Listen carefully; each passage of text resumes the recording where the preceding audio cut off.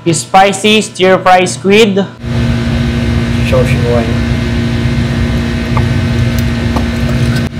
Salt. Gusto natin.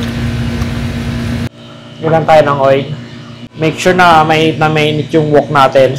Stir-fry lang natin yung squid. Third batch pa yung gagawin natin dito. So okay na to. Set aside lang natin. Yeah. So, lagay lang tayo dito ng oil, garlic, ginger, onion, chili red, laugauma, cumin powder. Mix lang natin to. Red and green bell pepper, light soy sauce, dark soy sauce, water, sugar, cornstarch. Mix lang natin hanggang sa lumapot. So, okay na yung ganito kalapot. Lagay lang natin yung squid. Mix lang natin to. Okay na to mga boss. Transfer lang natin sa pan. Kung gusto mo nga para na magandang video, paki-like and share.